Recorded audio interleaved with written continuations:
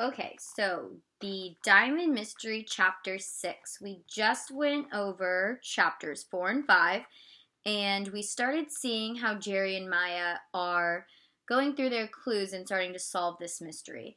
For chapter 4 and 5, we were looking at hidden clues, and before we were looking at red herring clues. So I hope that you guys have been writing your clues down and making a connection between what might be a trick clue, a red herring clue, or what might be hidden and what might be a real clue that we can use to solve this mystery. So, today, this teaching point is a little bit tricky because they want you to pay attention to how you read a mystery book. So, what parts would you read quickly and they're suspenseful, or what parts would you read slowly to really think about what's being said?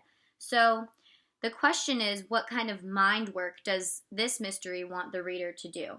So, as I read chapter 6, I know this is kind of hard to figure out, what part would I read slowly or quickly because I'm the one that's doing the reading.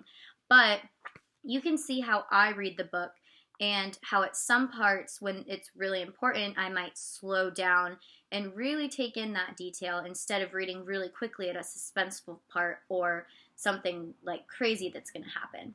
So I'm going to read chapter 6 and pay attention to how my voice and kind of the speed of how I read changes.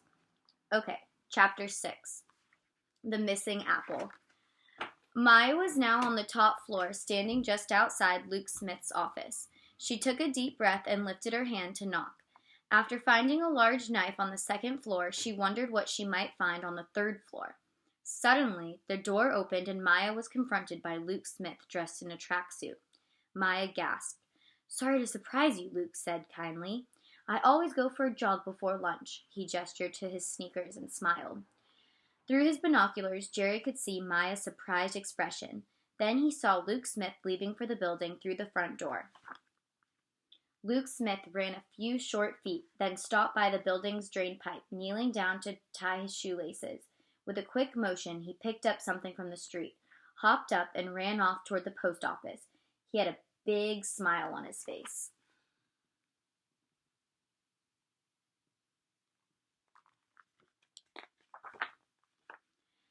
That's a strange route for a jog, thought Jerry.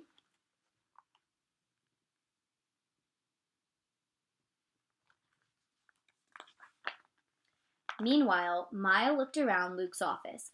It had the same layout as Danny Braveheart's office below.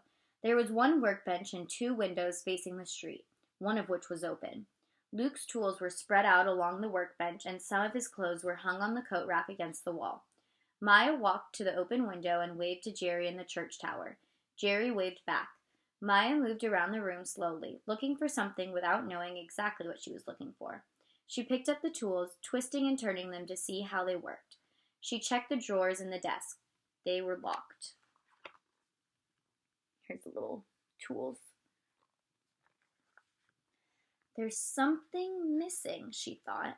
Then she realized the apple. Something told her that Luke's green apple was very important. She didn't know why. It was just a feeling she had. When she pictured Luke, she immediately saw the green apple right in front of her eyes. She looked everywhere but couldn't find the apple. He must have eaten it, she thought, and I know just how to find out. Maya raced over to the trash can to look for the apple core, but it was empty. Suddenly, Jerry saw Luke Smith leave the post office. He tucked a small key in his pocket and jogged back to the jewelry store. Oh no! Maya was still nosing around his office looking for clues. Jerry watched Luke open the jewelry store door and disappear into the building. This is where a good tip-off would have come in handy, thought Jerry. He needed to warn Maya somehow. Jerry opened his detective bag and took out a small mirror. He held it out through the shutters of the church tower and turned it toward the sun. It caught a ray of sunshine and reflected straight into Luke Smith's workshop. Jerry directed the beam of light into Maya's face. At first, Maya was irritated and held her hands across her eyes, but then she understood that Jerry was trying to tell her something. She ran across the room to the cleaning supplies and pretended to work. Just in time, as soon as she picked up the bucket and squeegee, the door to the room opened. In walked a still smiling Luke Smith. "Hi there, junior worker," he said with a smile. "I've just finished the window," Maya said cheerfully, and headed out the door. "Phew, that was a little close for comfort," Jerry sighed over in the church tower. Here's Jerry and Maya with the signal.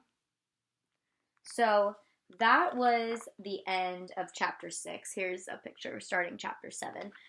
But we're going to do chapters 7 and 8 tomorrow because the end of the book is chapter 8. So we're going to read 2 more chapters and be finished. And Friday, we get to do a Zoom. So that'll be good because we'll get to do the last 2 chapters and be able to talk about it together.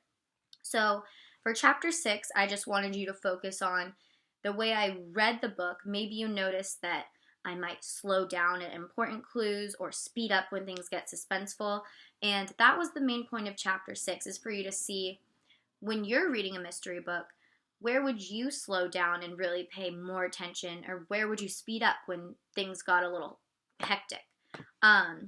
So I'm going to post an attachment under the YouTube link in Google Classroom, and it's just a little kind of brain teaser. It's a paragraph, and I want you to de-jumble the paragraph and write it down in your reader's notebook. You don't have to turn it in anywhere. Just see if you can figure it out, because since this chapter we were focusing on kind of how our brain works and how our brain reads mystery stories, I want to see if you guys can figure out this little brain teaser of this word jumble that I posted. Just kind of to see the way our brain can really read words and figure out things in a story that maybe we don't even know is happening. Our brain just knows, okay, I'm going to read this part more slowly or this part quickly, because our brain can kind of do those things so fast without us even noticing. So take a look at that attachment too and see if you can figure out that paragraph. And remember, you don't have to turn it in or anything. Just do it for fun. Write it down in your reader's notebook. It's pretty cool because your brain can do some things that you might not even know.